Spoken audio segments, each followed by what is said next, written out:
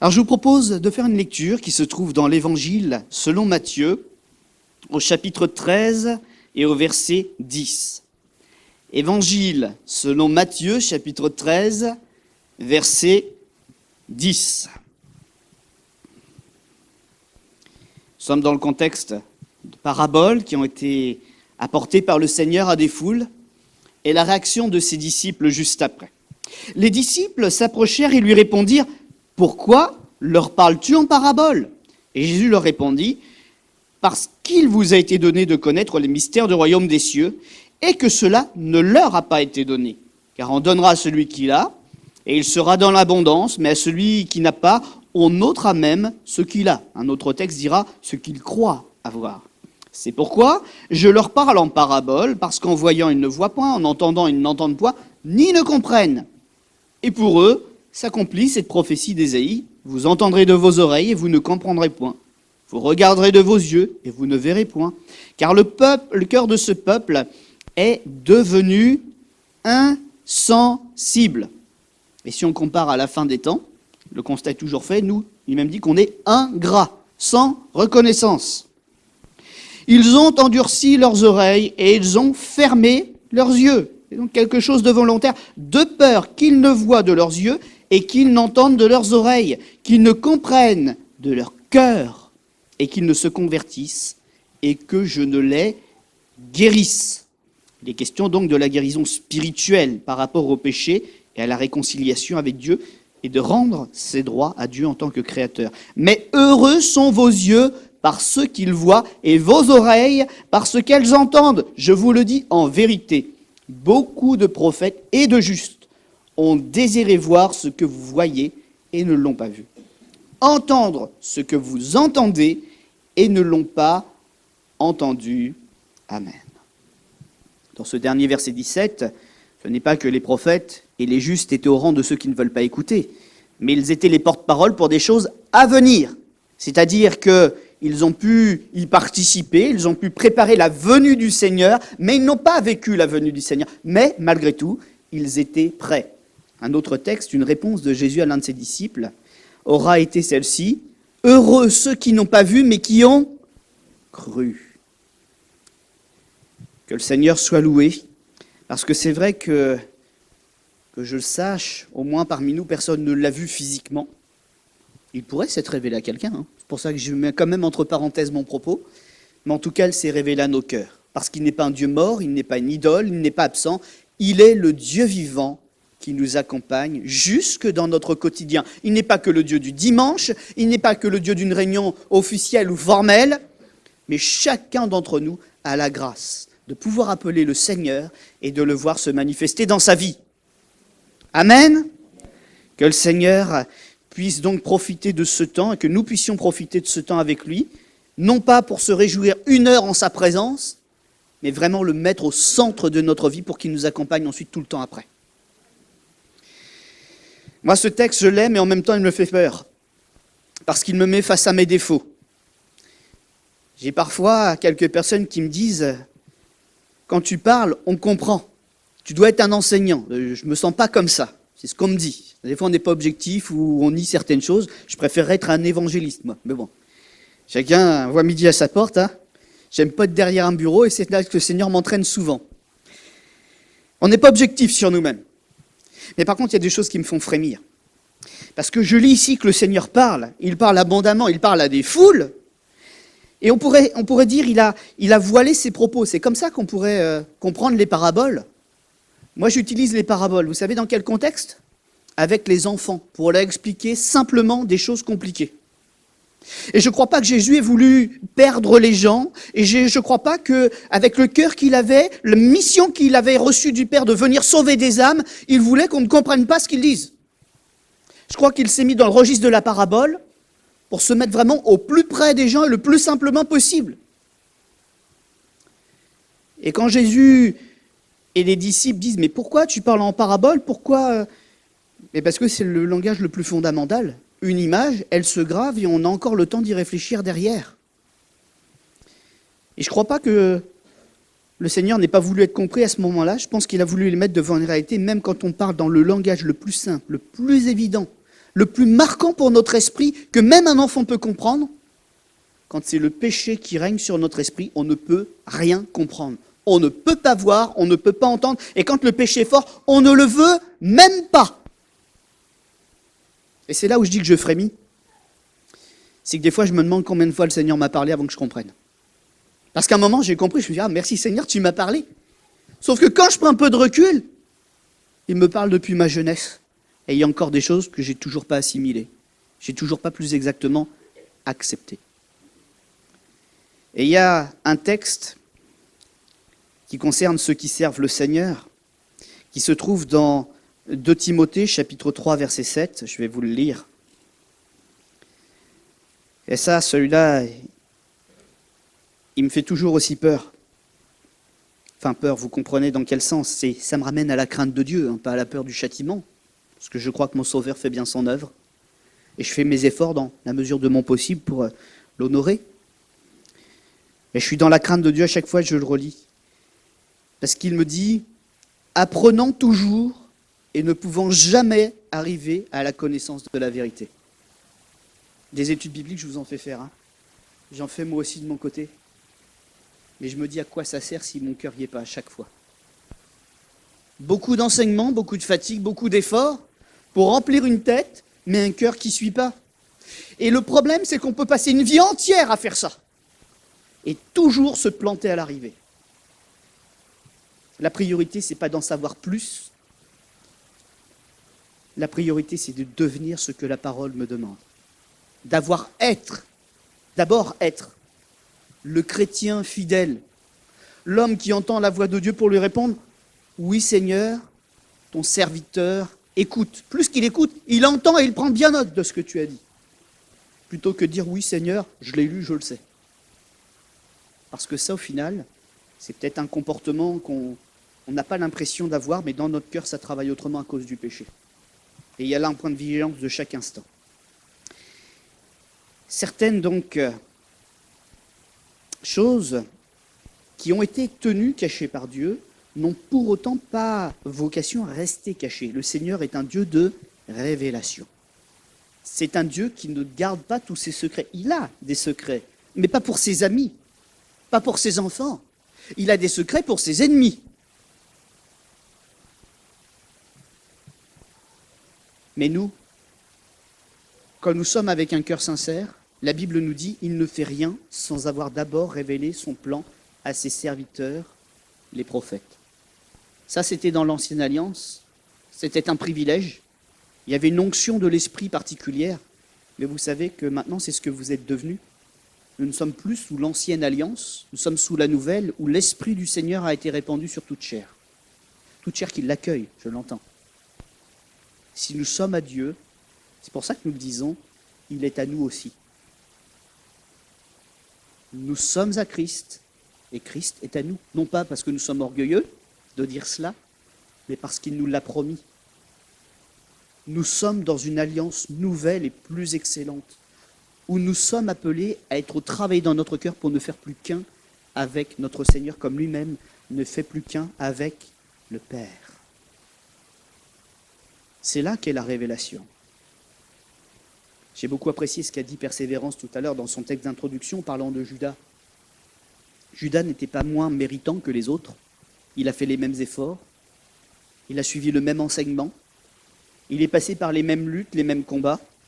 Mais il a échoué parce qu'il est resté à la connaissance. Il n'a pas voulu devenir celui qui était transformé par la grâce. Et on le voit dans une dernière expérience, où un autre de ses collègues a vécu la même chose, le reniement. Il y a Pierre aussi qui a renié. Il y a Pierre aussi qui s'est détourné. Mais on voit la différence entre la connaissance et être devenu un serviteur de Dieu ou un enfant de Dieu. Judas, il ne croyait pas que Jésus pourrait le pardonner encore. Et il s'est fait justice lui-même en se supprimant. Tandis que Pierre s'est repenti et il a demandé pardon, il a reçu le pardon. Une même parole ne vient pas jusqu'à nous pour faire le même effet. Elle aura un effet différent selon ce qu'on laisse cette parole faire dans notre cœur. Alors ce matin-là, j'ai une nuée de témoins devant moi là.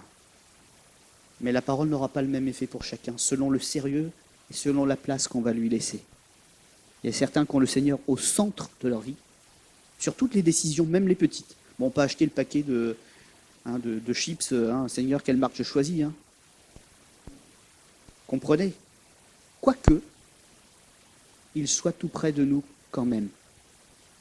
Parce que parfois, il guide notre main pour faire le bon choix et nous éviter les poisons et les maladies.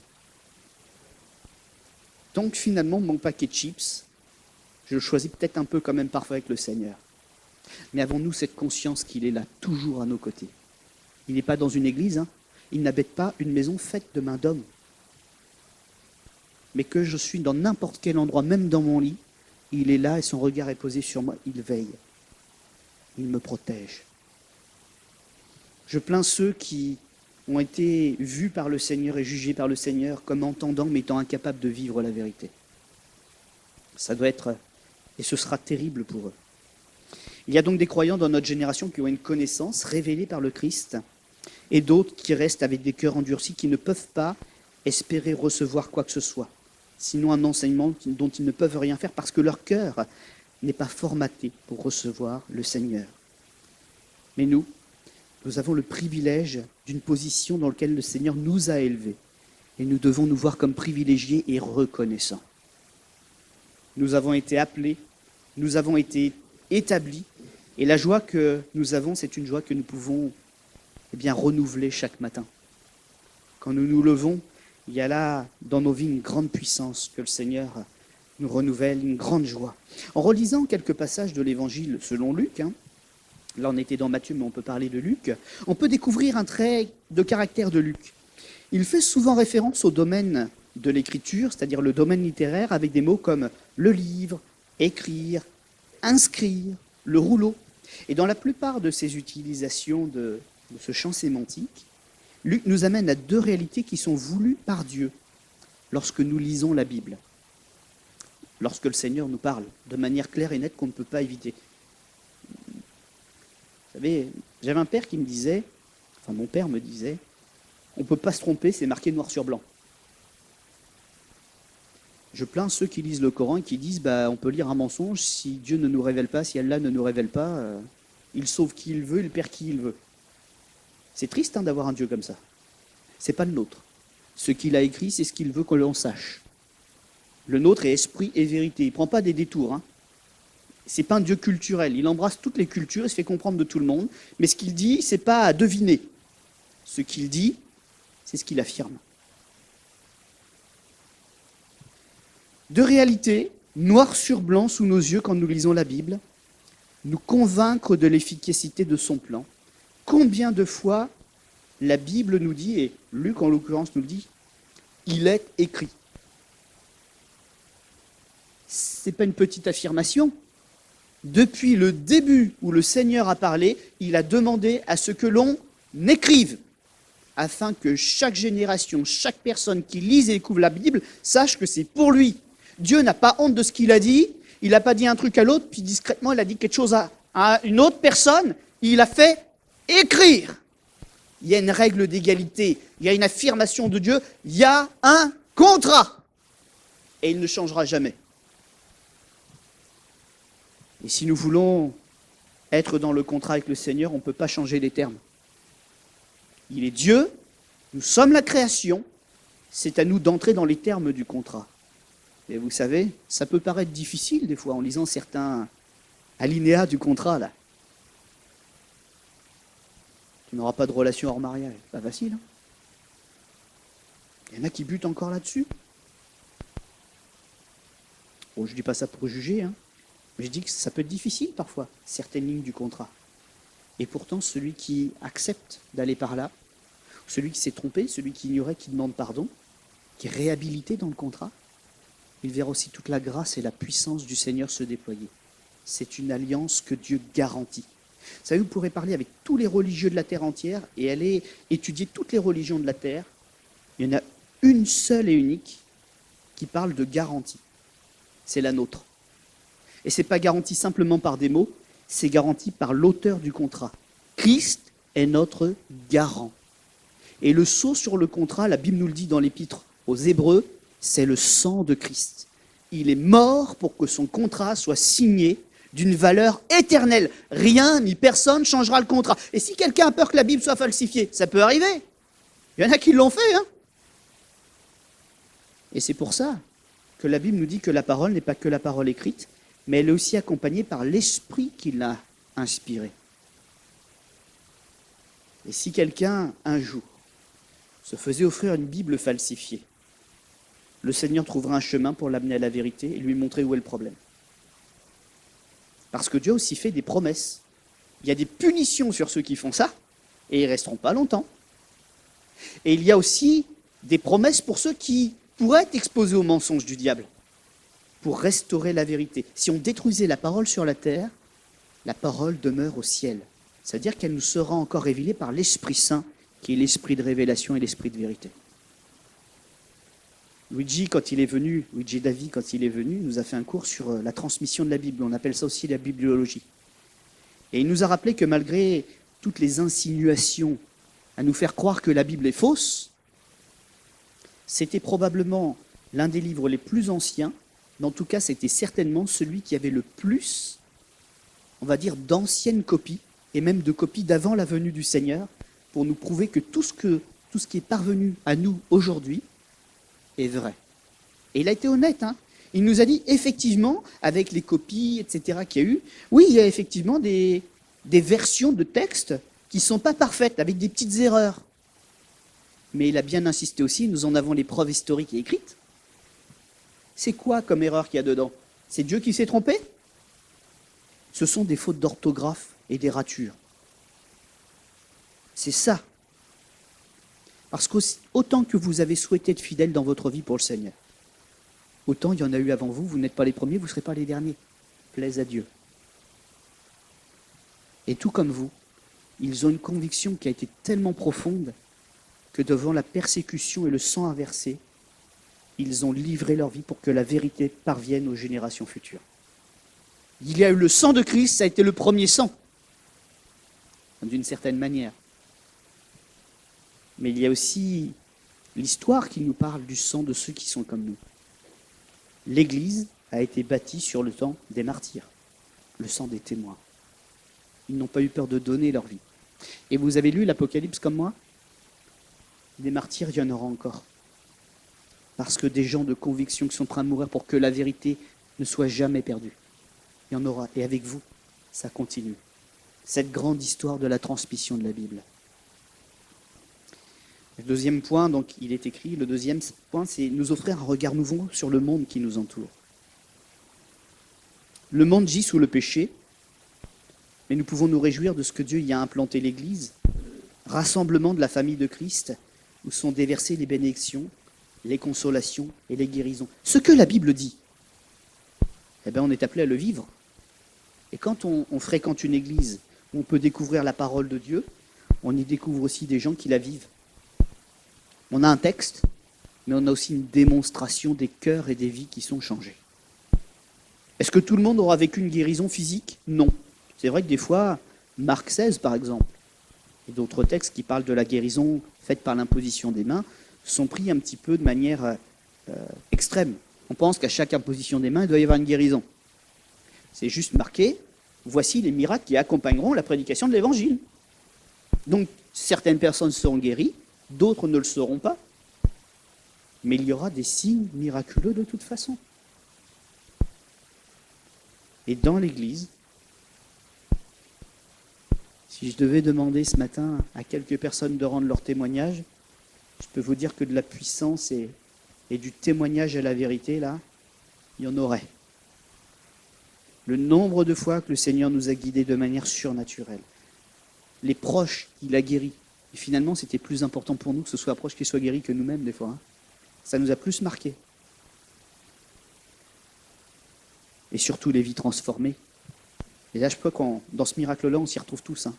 Si on devait venir baisser un petit peu nos protections, les protections de notre cœur et dire vraiment qui on était avant de rencontrer Jésus et ce qu'on a réussi à devenir maintenant par sa grâce, il y aurait des clameurs de joie dans cet auditoire, des chants, et j'arrive même pas à calmer les gens, tellement la joie serait immense. Alors, on a de la retenue, on a de la discipline, on a un Dieu d'ordre, Mais si je lâchais un petit peu la bride en tant que pasteur avec les collègues, là, je sais ce qui se passerait.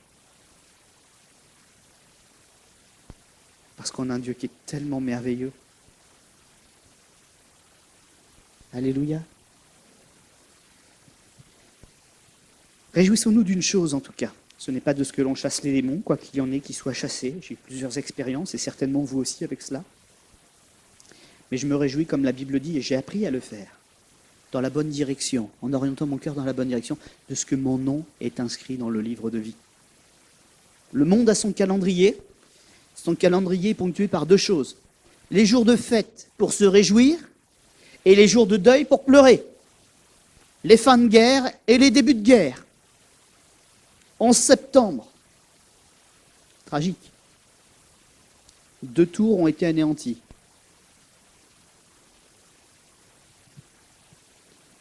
Mais nous avons un calendrier tout nouveau. Il commence avec le jour où Christ est entré dans notre vie. Et nous écrivons chaque nouveau jour comme une célébration de la grâce. Le jour de grâce. Le jour où nous avons été changés dans notre esprit, dans notre mentalité.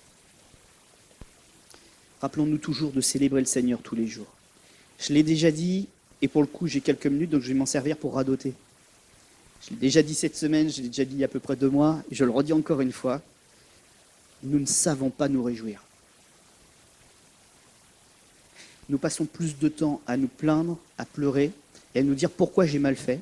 Oui, c'est vrai, il y a des choses que tu as mal fait, mais toutes les victoires, toutes les choses que le Seigneur t'a données pour t'encourager, à peine tu t'es réjoui, tu l'enterres déjà pour repasser un nouveau malheur et larmoyer. Nous sommes un peuple appelé à se réjouir devant la face du Tout-Puissant. Il y a des larmes, mais on n'en est pas moins un peuple heureux. Célébrons la victoire. La croix, c'est une mort, mais une mort qui n'a pas duré. La croix, combien de temps? 3 jours. Et au bout de 3e jour, qu'est-ce qui s'est passé? Une joie qui ne s'est plus arrêtée depuis.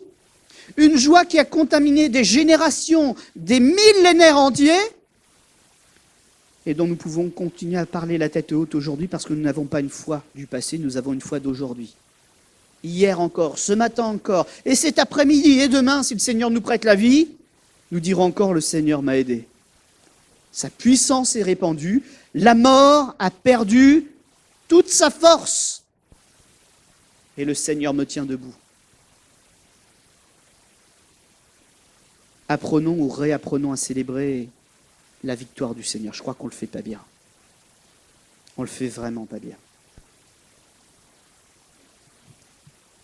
Réjouissons-nous aussi, et j'arrêterai avec une dernière remarque, une conclusion, une phrase de conclusion.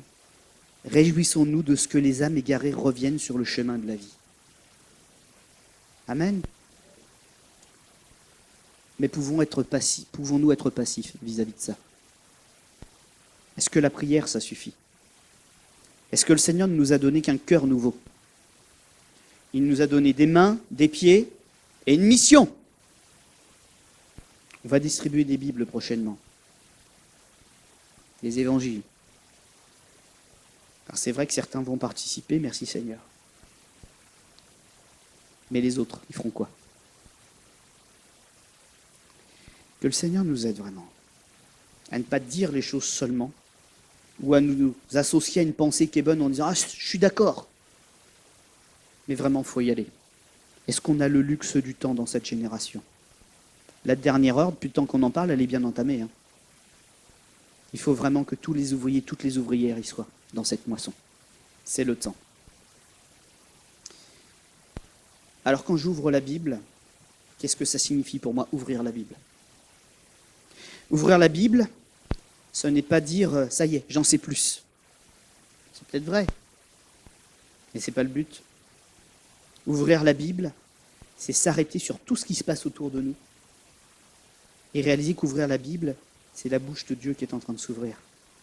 Et dans mon cœur, je devrais plutôt avoir cette pensée à chaque fois emplie de crainte. Parle, ton serviteur écoute. C'est ça, ouvrir la Bible. C'est pas moi qui apprends des choses nouvelles, forcément. C'est moi qui m'arrête dans tout ce que je fais. Je vais sur Dieu. Je vais plonger mon cœur et mon esprit dans la pensée et dans le cœur de Dieu. Je dis, parle Seigneur, remplis-moi, ton serviteur écoute. On va incliner notre front un instant. Je crois que des fois, les rappels de fondamentaux sont aussi importants dans nos temps de réunion. Alors on va incliner notre front, puis on va demander au Seigneur de chasser du milieu de nous tout esprit religieux. Je ne dis pas qu'il ne faut pas avoir des formes, des codes ou de l'organisation. Ça, c'est nécessaire pour que ça se passe bien, on est nombreux. Ce que j'appelle l'esprit religieux, c'est tout ce qui m'endort et qui me fait croire que je vais bien avec le Seigneur alors que lui ne va pas bien avec moi. Tout ce que je fais par habitude, alors qu'en fait, ça n'a plus aucune efficacité parce que mon cœur n'y est pas. On a le droit des fois de baisser de régime. On a le droit parfois de souffrir, d'avoir du mal à prier ou à lire la Bible. Mais ce que je n'ai pas le droit d'accepter, c'est que ça reste comme ça. Ça, je n'ai pas le droit. C'est tenir mon Seigneur en échec sur mon cœur. Il faut que mon cœur soit vaincu par la parole de mon Dieu.